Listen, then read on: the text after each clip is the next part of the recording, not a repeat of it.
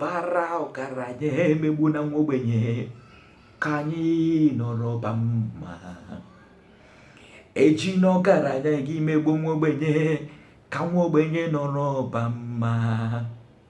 Eji na akụkụ megbu nwa ogbenye ka anyị nọrọ ba mma.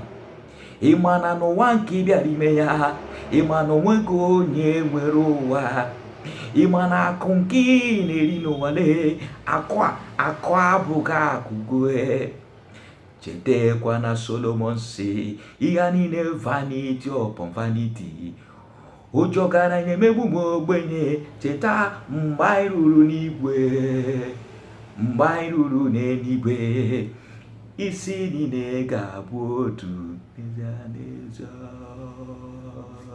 Isi niile ga-abụ otu. Ọgaranya na-emegbu nwa ogbenye, cheta isi niile ga-abụ otu. Ofu chi ka anyị ga-enwe, asị mụ isi niile ga-abụ otu. N'ezie, ọ na-emetụkwa gị n'obi, cheta akwa arụ niile ga-abụ otu. Chetakwa onye isi anyị ga-abụ otu. Chetakwa ruo arụ anyị niile ga-abụ otu. Ife anyị niile ga-abụ otu. N'ezie, cheta na onwego akụ ị ga-eji gbago, arụ anyị niile ga-abụ otu. Chetakwa na ịya asọ n'ugo, isi niile ga-abụ otu. Chetakwa na inye akaụntụ gị mere, isi niile ga-abụ otu. Ọgaranya tinyere ogbenye aka, isi niile ga-abụ otu. Ọgaranya ị ga-ekwekwa mma gwara ha, isi niile ga-abụ otu. Ọgaranya na-emegbu nwa ogbenye, chetakwa arụ anyị niile ga-abụ otu. Ọgaranya chetakwa ihe enye akaụntụ go, isi niile ga-abụ otu.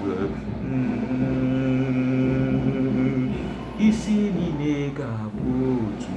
Amara mmụọ na-agbata gị n'obi na ọbịbịa ka anyị bịara ụwa, we are just stranger.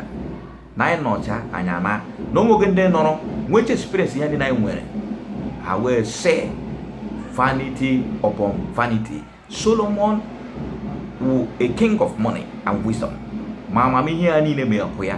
O mechara na ya asị na ife anyị na-ewu vanity upon vanity. Mgbe o ruru eluigwe, aka ka ọ gbana sọsọ isi ya na arụ ya ka o ji n'eluigwe, o ji sọ ọnụ ya. Ọgaranya na-emegbu nwa ogbenye. Think of all these our ancestors, the history they give to us. Ka i were that history mana ife na-eme ụmụ ịkpakọta akụkụ niile na-atagbu ụmụ ogbenye, na-eme ụmụ ogbenye anyhow, you will go and leave it one day, and you must answer. You must go and answer your own call.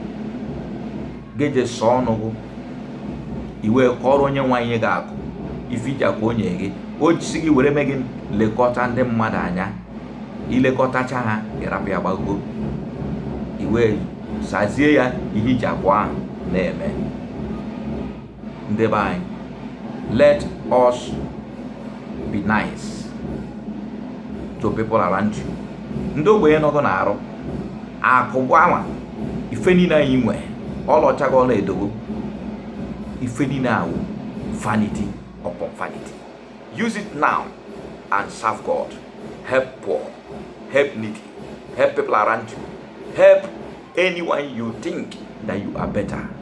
O nwere ndị agụụ na-agụ. Ndị be anyị, ka emesịa.